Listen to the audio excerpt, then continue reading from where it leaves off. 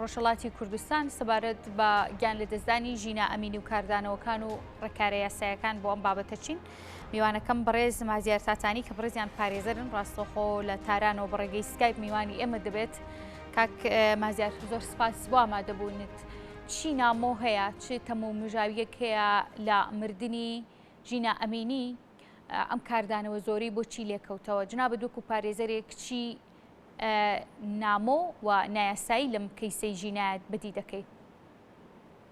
ئەم کاتتان باش ئەوەی کە ڕاستی بێت پێش هەموو شتێک ئەوەیە کە گەشتی ئێرشاد کەسێک کە ژینایان گرتووە لەباری یاساییۆ نەنووسراون بە عنوانی ئەوەی کە ئەتوانن ئەو کارە بکەن. گەشتی ئێرشاد لە بەرئەساسی دەستور عەمەڵێک مقرڕەیەک کە شۆرای عالی فەرهەنگی تەسویبی کردووە و ڕئیسی دەوڵەتی فعلی ئێران ناڕێی ڕئیسی دەستوری ئیجرای ئەو قانونی ئەفافەی داوە بەپێی ئەوە دێن هەڵسکۆتەکەن لەگەڵ خەڵکا و چند تووشی ئاڕۆزی و ناڕەحەتیەکەن.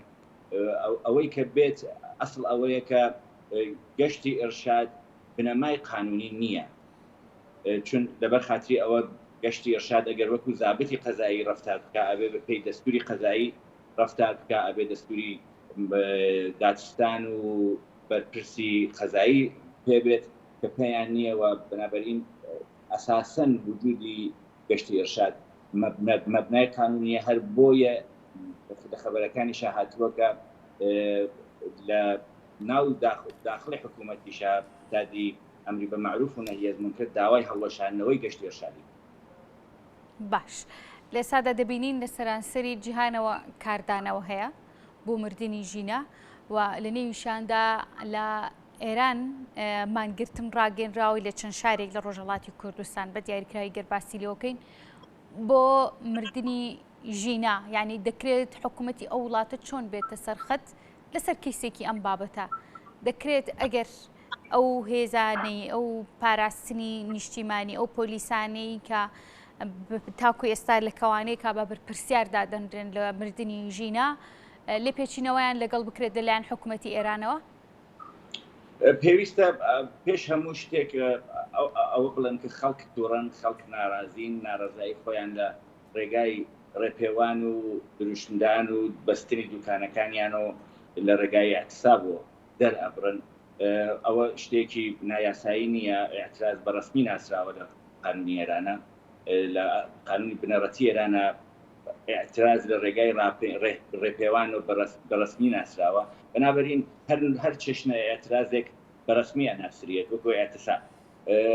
بەڵام ئەوەی کە پێویستە لەلایەن حکوومەتەوە بێت ئەوەیە کە لێژنەیەکی بێلایەن کەیسەکە بەڕەسی بکەن، لە پزیشکی قانونی بێلایەن و لە پارێزەری بێلایەن و لە قازی بێلایەن و کەیسەکە بەڕەسی بکەن و تاوانبارەکان شناسایی بکرێت و مجازات بکرێت. تەنیا بەو شێوازەیە خەڵک کەمێک دەتوانن ئارام ببنەوە تەقازا و دەرخاستی خەڵک بە ئەنجام بدەن. باش سەبارەت بەوەی کە ئیبراهیم ڕئیسی باسی لەو کرد سەرۆکی ئێران کە ژینە کچی ئەوە، ئەمە وەکو لێدوانی ئەو ژینە کچی ئەوە، ینی دەکرێت لەسەر ئاستی سەرۆکایەتی چی لەم کەیسە بکرێت؟ یعنی چاوەڕێی شۆڕشێک دەکرێت لەسەر کەیسێکی ئاوها لە ناو ئێراندا و یاسا چی دەکات لەسەرم کەیسە؟ ئەوە کە چاوەڕوانی شۆڕشێک بین لەسەر ئەو کەیسە بڕوان ناکەم، بەڵام ئەو کەیسە کاردانەوەی ئەو کەیسە ئەتوانێت گۆڕانکاریەک لەسەر لێکۆڵینەوە لە کەیسی مشابهە نیشان بدات، ئیجاد بکات. لەبەر خاتریەوە پێشتر سابقە نیشانی داوە کە لە مەوزوعی وا لە شتی وەکواوە مشابهی ئەوە لێکۆڵینەوەکان بە ئەنجام نەگەیشتووە. ئێستا کە هەموو سەرۆکانی قووەی قەزاییە و قووەی موجریە هاتوونەتە سەر هێڵ و دەستوریان داوە کە کەیسەکە بەڕەسی بکرێت بە وردی، انتظار ئەوەیە کە گۆڕانکاریەک لە ئەم چێشنە پەروەندانە و ئەم چێشتە کەیسان ناڕێتە. باش یعنی قسەیەک هەبوو براکەشی چەند جارێک کە لێدوانی دابوو، خانەوادەکەی بە هەمان شێوە لێدوانیان دابوو کە ئەو لێکۆڵینەوانی کە پزیشکی داد کردوێتی و بەمان وتراوەتەوە ئەوان ڕەتی دەکەنەوە، یعنی دەشێ پزیشکی داد ئەو توێکاریەی ئەو پشکنینەی کە بۆ تەرمی ژینای کردووە پەردەپۆشی کردبێت، هۆکاری کوشتنەکەی بەڕۆنی باز نەکرێ، هۆکاری مردنەکەی ببوورە بەڕۆنی باز نەکرێت و لەلایەن دادگای یاخود پزیشکی دادەوە ئەم کەیسە بەلا ڕێدا ببرێشتی وە ڕوودەدات؟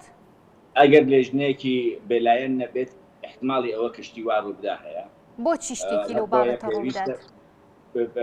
ینی پێویستە کە لێژنەیەکی بێلایەن ئەو کەیسە بەڕستی بکەن. ئەو لێژنە بێلایەنە حتمما بەشێکیان ئەوێ پزیشکی داد بن کە بتوانن کەیسەکە بە وردی بەڕسی بکەن.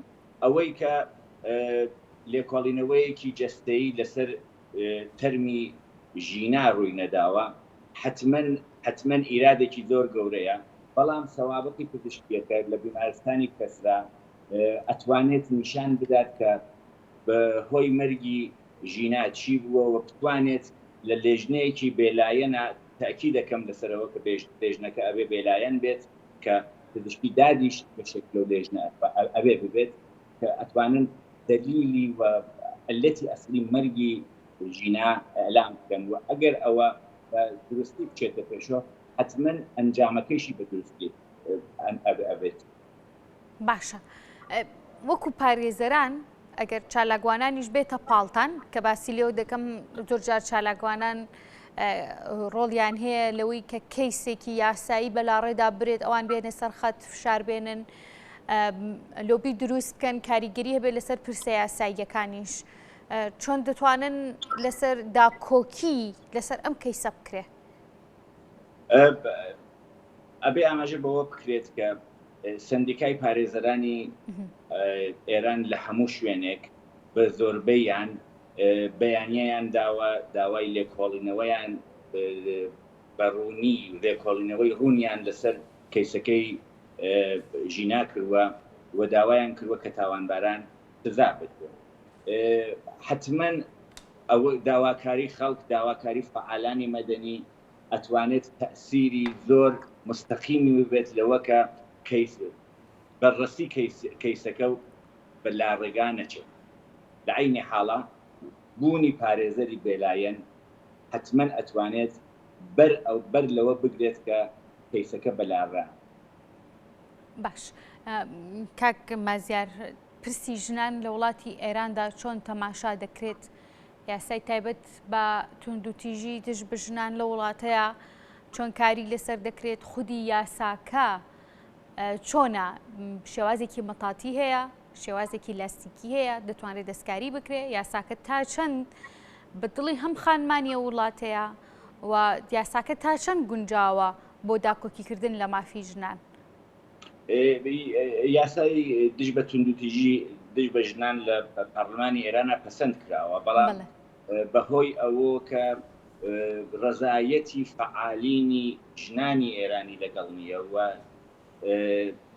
انتظاراتی فعالینی ژنانی لەگەڵانیە و هەروەها جامعەی مەدەنی لەگەڵانیە ڕەزایەت بەخش نییە و عەمەڵەنیش زۆر بە لاوازی ئیجرا کراوە. پێویستی بەوە هەیە کە گۆڕانکاریەکی زۆر جدی لە پارلمانە لەسەر ئەو یاسا بکرێت. باشە، یاساکە چۆنە؟ یاساکە زۆر بەعام باسی ئەوە کە توندوتیژی دژ بە ژنان بە سزا ئەدرێت، بەڵام ئەو توندوتیژیە پەیوەستی بە مەقاماتی انتظامی و حکوومەتیۆڵ نییە، زیاتر ئەسەرگوزاری لەسەر خانەوادە و لەسەر ئیجتیماع هەیە. بەڵام ئەگەر کەسێک لە حکوومەتا وەکو پۆلیس توندوتیژی دژ بە ژنان بکات بەبێ دەلیل، یعنی منظورم ئەوەیە کە ئەگەر کەسێک ژنێک بازداشت بێ ئەوە حکومێک وجودی بێ، هەر ئەو جۆرە کە ئەبینین لە گەشتی ئێرشادا ئەو کارە بکرێت بێ ئەوە حکومێکی قەزایی وجودی بێت، پێوەست نابێ بە مەقاماتەوە. ئەوەیە کە ئەبێ حتمما ئەو گۆڕانکاریەکی جدی لەسەری ببێت لەسەر ئەو یاسا لە پارلمانە ایجاد. باش کاک مازیار ئەماکەم بە دوا پرسیار سەبارەت بە کەیسی ژینە ئەمینی یعنی دەشێت داهاتوویم کەیسە بەکوێ بگات کەیسی هاوشێوە لە ڕابردوودا ڕوویداوە لە وڵاتی ئێرانەوە دواتر پەردەپۆش کرابێ و کەیسەکە داخرابێ کەیسی هاوشێوە ڕوویداوە لە ئەمەدان ڕوویداوە لە تاران ڕوویداوە بەداخەوە ئەنجامێکی مشخصی نەبووە لەبەر خاتری ئەوە هیچ لێژنەیەکی بێلایەن کەیسەکەی بەڕەسی نەکردووە بەهۆی ئەوە کە لە حاڵی حازرا لەسەر کەیسەکەی ژینە ڕئیسی دەوڵەت بە ڕئیسی قووەی قەزاییە هەردووکیان داواکاری لێکۆڵینەوەیان کردە هیوادارین کە ئەمە کەیسی ژینە ئەنجامێک وەکو کەیسەکانی دیکەی نەبێت. بەڕێز مازیار تاتایی کە بەڕێزیان پارێزەر بوون و هەروەها ڕاستەخۆ لە تارانەوە بە ڕێگەی سکایپ میوانی ئێمە بوو زۆر سپاس بۆ ئامادەبوونی کاک مازیار ماندوو نەبی.